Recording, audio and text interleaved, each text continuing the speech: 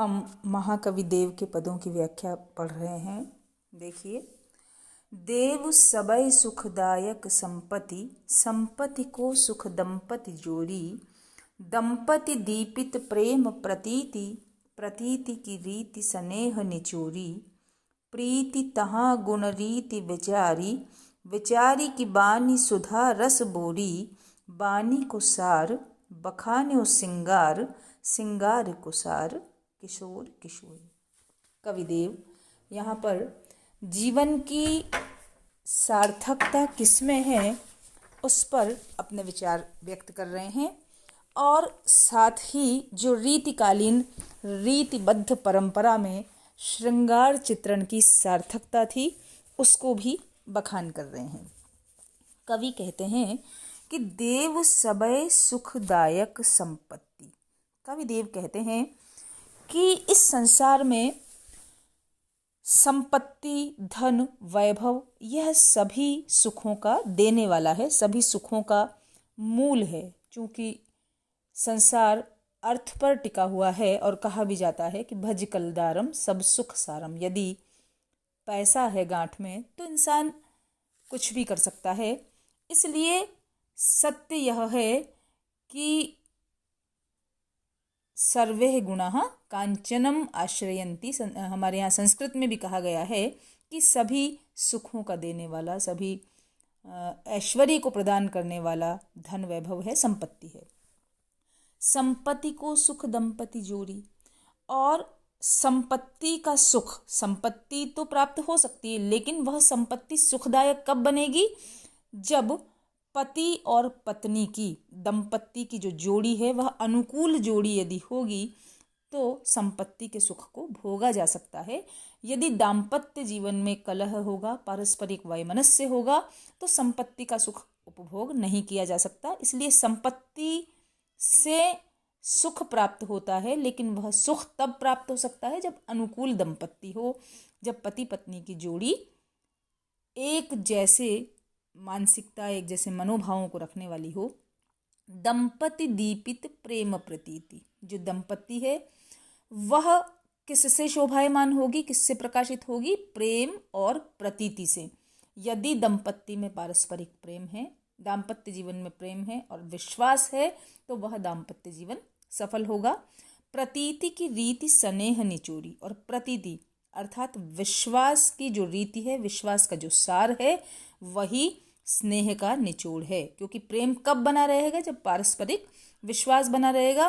तो परस्पर विश्वास से ही स्नेह बढ़ता है, स्नेह की मात्रा का ज्ञान होता है। क्योंकि यदि दंपत्ति में पारस्परिक विश्वास नहीं है तो प्रेम कदापि स्थिर नहीं हो सकता। प्रीति तहाँ गुण रीति विचारी। गुण और रीति का भली प्रकार विचार किए जाने पर ही प्रेम या प्रीति स्थिर रहती है।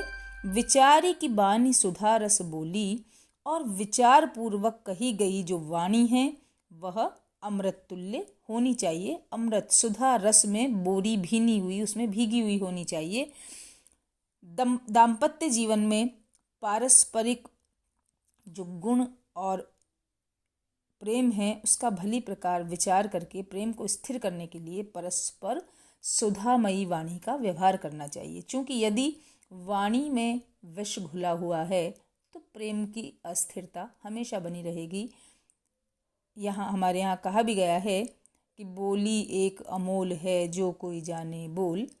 हिये तराजू तोल कर फिर मुख से बाहर खोल। हमारे पास वाणी ऐसा अनमोल धन है कि हम उससे जीवन को स्वर्ग तुल्य भी बना सकते हैं और वाणी में विष घोलकर जीवन को नारकीय भी बनाया जा सकता है। तो विचार पूर्वक कही गई वाणी अमृत तुल्य होनी चाहिए।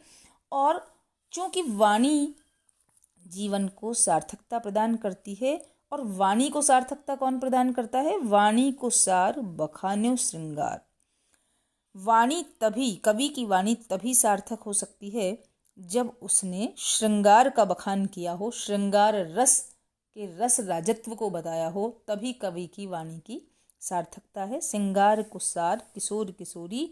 और श्रृंगार की रस राजत्व और उसमें भी नायक नायिका भेद का जो चित्रण है, किशोर और किशोरी, कृष्ण और राधा या नायक नायिका भेद का जो चित्रण है, वही उस श्रृंगार का सार है। अर्थात श्रृंगार चित्रण या श्रृंगार वर्णन में भी जब नायक नायिका भेद का जिक्र रहता है तो वह श्रृंगार उच्च कोटि का होता है। तो यहाँ पर कवि ने रीतिकालीन जो श्रृंगारिक परंपरा थी उसके रस राजत्व का महत्व भी सिद्ध करना चाहा है। अनुप्रास अलंकार है और पदमैत्री अलंकार है। अगला पद देखिए। भोग भुलाई संजोग डुलाई के, जोग ले लें सुनि लोग मरेई, भूपति यों धन भार भंडार गए, गड़ी दाम सुधाम घरेई, देव कहे दिन चारि के ख्याल में खेली गए, खल खोई खरेई, काहू के संग कछु न गयो, सब सेत मरे अकसेत भरेई। अंतिम पंक्ति से हमें पद का जो मूल भाव है वह स्पष्ट होता है, काहू के संग कछु न गयो। इस संसार में जो व्यक्ति आता है उसका जाना सुनिश्चित है, अर्थात मृत्यु ही जीवन का अंतिम सत्य है। तो ये संसार कैसा है? क्षणभंगुर है, सेमल के फूल की तरह है। सांसारिक जीवन की क्षणभंगुरता का चित्रण किया गया और साथ ही ये बताया गया है कि इस क्षणभंगुर संसार में जो आता है वह खाली हाथ ही जाता है, अपने साथ कुछ लेकर नहीं जाता। तो फिर जीवन में यह आपाधापी, यह भागदौड़, यह स्वार्थपरता किस लिए सांसारिक सुखों के लिए व्यक्ति इस तरह बेचैन रहता है। तो सांसारिक जीवन की क्षणभंगुरता और भोग विलास और धन संचय की निस्सारता का बखान प्रस्तुत छंद में किया गया है। भोग भुलाई संजोग डुलाई के, ले लें जोग ले लें सुनी लोग लरे। देखिए, इसका अर्थ हम दो तरह से कर सकते हैं कि यह जो संसार है उसमें व्यक्ति सांसारिक सुखोपभोग में फंसकर स्वयं की या आत्मा की जो पवित्रता है उसको भुला देता है। संजोग डुलाई, संयोग की जो आकांक्षा है वह उसे विचलित किए देती है, उसे डोलायमान कर देती है।